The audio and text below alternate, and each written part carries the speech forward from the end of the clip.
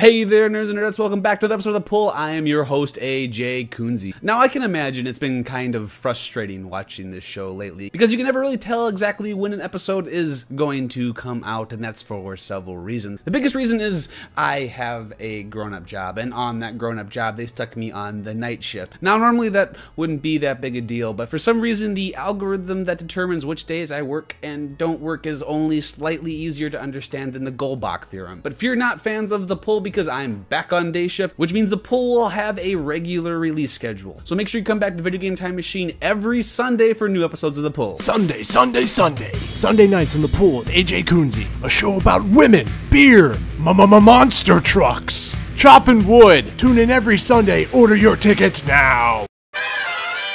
Mother Russia. Did I just say something Russian with an Italian accent? So Mother Russia is a zombie book. Yay! Zombies and noir are the two most overdone things in all of comic books. The only time zombies have ever really been done successfully is when the story ignores the zombies as much as physically possible. It's what made The Walking Dead so successful. The stabbing zombies and scavenging for food, like you're playing the boring parts of Fallout, is not what makes that book interesting. It's the characters, it's the conflict, it's the human parts. It's the metaphoric interpretation of the title Walking Dead, not the literal. And that's where Mother Russia becomes successful, is that it doesn't really focus too much on the zombies. Now, this is a zombie invasion that takes place during the end of World War II in Russia. Well, yeah, of course it's in Russia. It's either in Russia or in Your Mother, and if it was in Your Mother, it would be a very different book, but I'd probably still read it. Setting the book in World War II is not an element that just adds to the weight of its elevator pitch. It's very much a crucial part of the story. Political tensions of characters from different factions of that war still exist.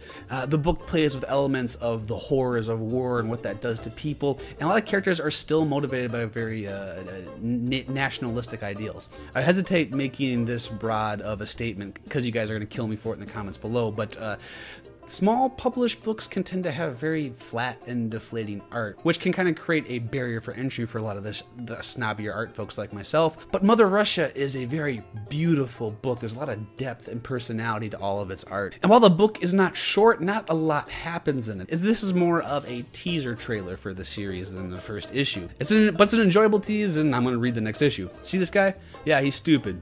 Past AJ makes some mistakes. He doesn't have the life experience that I do.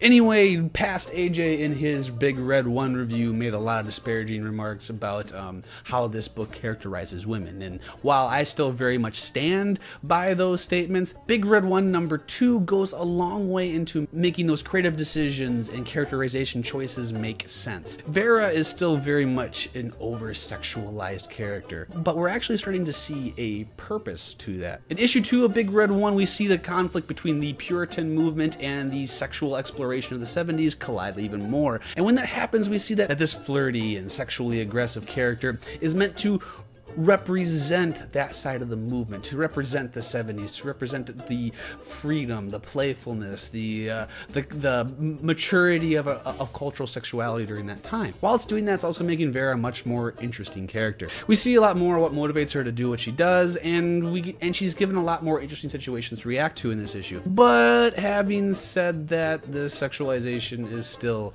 distracting. And while her character development is deeper, it still only goes as deep as her cleavage. And while it's nice to see that this pin-up version of a heroine has purpose, it could still use a fist-sized suppository of subtlety. There are ways to communicate your point and to create your allegory without being so hammy about it. I mean, communicating an allegory could be done with a much more surgical precision. It could be like cutting with a scalpel rather than cutting with a chainsaw with a bunch of axes taped to it. It's a book very much built on the pitting of foils, putting opposing viewpoints and opposing ideas against each other and watching them fight it out.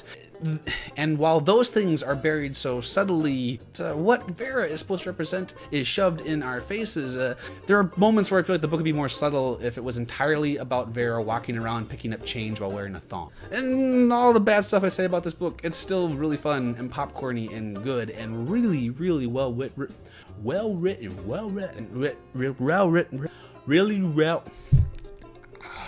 It's really well written.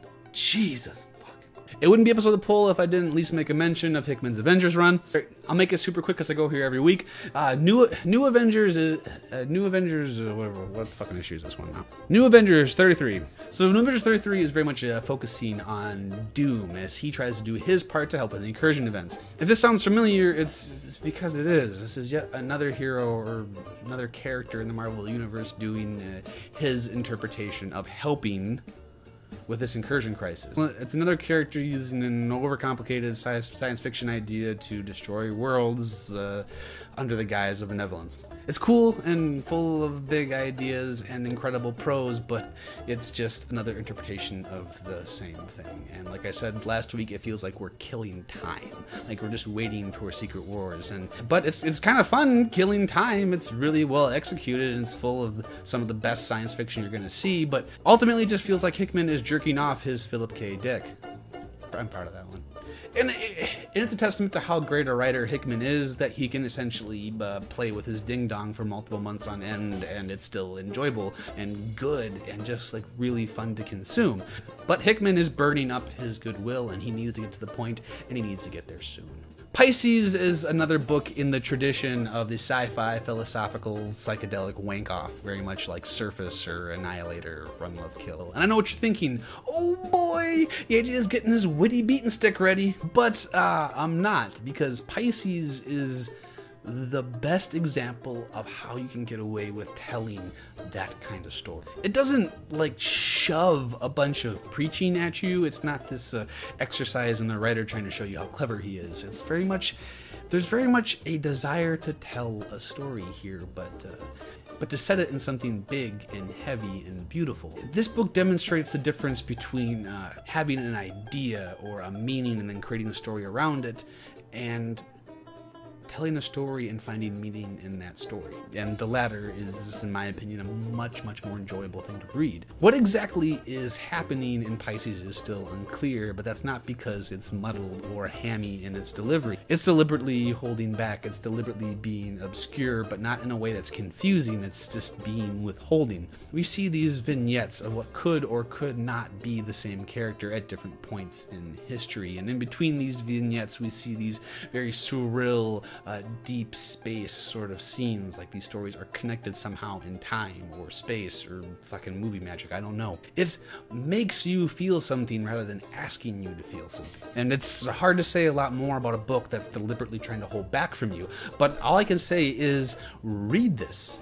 Like, because I am intrigued, and I will very much be talking about this book until it inevitably breaks my heart, like everything does. So that's going to do it for the episode of The Pull. You guys are like, whoa, whoa, whoa, whoa, AJ, what are you doing? There's something very big that you didn't talk about this week, and you are very much right. Listen, I do my best to avoid talking about spoilers on this show because, well, spoilers suck and I'm awesome and those things don't mix. But you guys also know there's nothing in the world I love talking about more than Zack Snyder's Batman. So I'm very much going to talk about this book. But what I'm going to do is I'm going to release a very short bonus episode where I'm going to talk exclusively about Batman number 40. Batman number 40 is one of the biggest, deepest, and most important comic books I have ever read. There's endless amounts of things to unpack. But in order to talk about it in an interesting way, I'm going to spoil the dicks off it. So please look for a little bonus episode that should be launching real shortly after this episode. We're going to talk about nothing but Batman 40. We're going to spoil it. It's going to be a really cool conversation, but please, please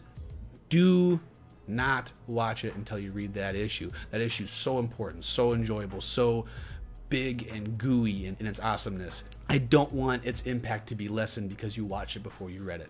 Now that that little commercial is out of the way, let's do our normal end of video commercial that we do every week. Make sure you guys like and subscribe. Make sure you guys are talking in the comments below so you and I can have conversations about these books, because this one-way thing is just not as fun as when we talk. Another place that's really great to get a hold of me is on Facebook. Make sure you're liking our page and make sure you're starting conversations there. I've been told by Cody, who knows a lot more about YouTube than I do, that those likes are helpful, that they help us get in front of more people, so this community can grow and this community can get bigger. So go ahead and give us the thumb uppers. Come back on Sunday for more episodes of The Pull, but an easy way to make sure you know when The Pull's coming out is if you hit that subscribe button. For every new subscriber we get this week, I'll put in one application to get on The Price is Right.